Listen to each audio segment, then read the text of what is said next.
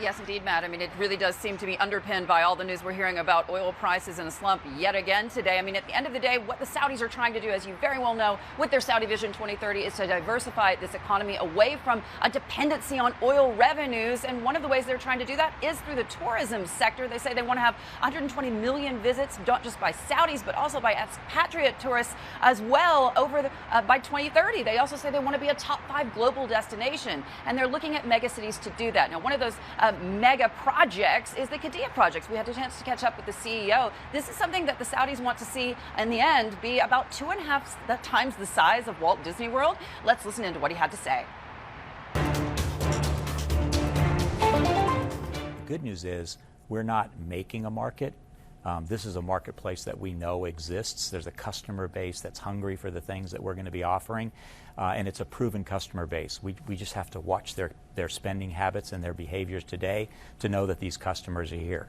The issue is the product has never existed in this marketplace today. So in that regard, we really are taking a market that we know exists, but it's a market that's going to be opening to first movers. So if you're in the hospitality business, or if you're in the entertainment business, or if you're in the products businesses that are associated with the core elements that we're talking about, this is an opportunity for people to come in alongside us with their capital, with their capabilities, and help us open these doors for the first time in a long, long time here within the context of this market. What's the role of the Public Investment Fund here?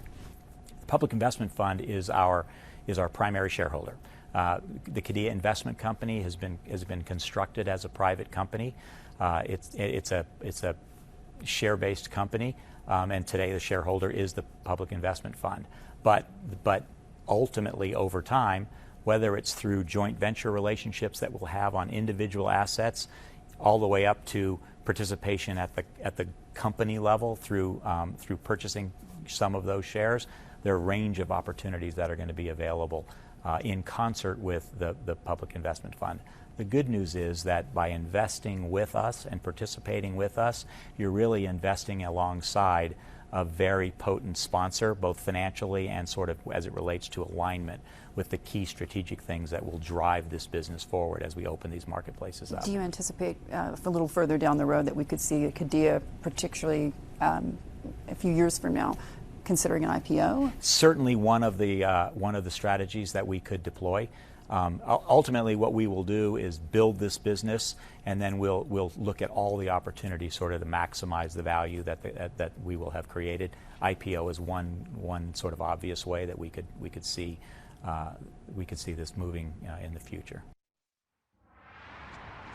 Now, the Qiddiya project is about an $8 billion mega project. It's supposed to cover some sort of 334 square kilometers, 2.5 times the size of Walt Disney World. I keep emphasizing that point, Matt, again and again, just to give you an idea of the size and the scale. And this isn't the only mega project that the Crown Prince has designated as something that he wants to really boost those tourism revenues. Right now, they sit around 2% of GDP. He wants to get that to 10% of GDP by 2030. It's a long road ahead, but certainly they're plowing a heck of a lot of cash into getting this done.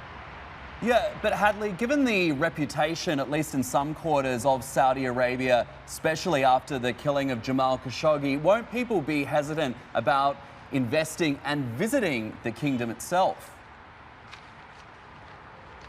Excellent question, Matt, and it's something that we've been asking not just potential tourists, those who've shown some serious interest in getting inside the kingdom and seeing what has really been a closed kingdom for the last several decades, but also, of course, the foreign investors or potential foreign investors in these projects. I had the chance to catch up and ask that very question to the man who's doing the theme parks abroad for Six Flags US. Listen in.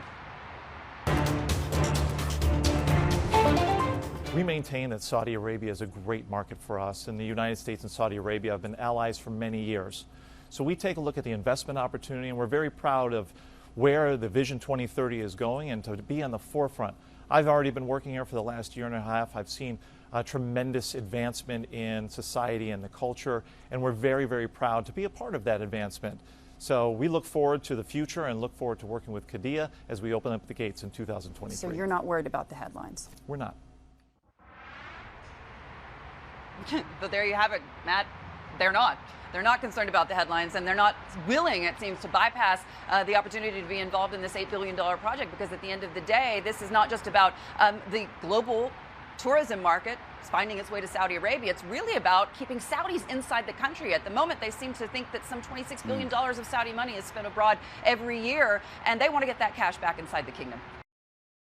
Hey everybody, it's Hadley Gamble from our new CNBC Middle East Bureau in Abu Dhabi. Thanks for stopping by. Now to watch more, you can try one of the videos that just popped up on your screen. And don't forget to subscribe.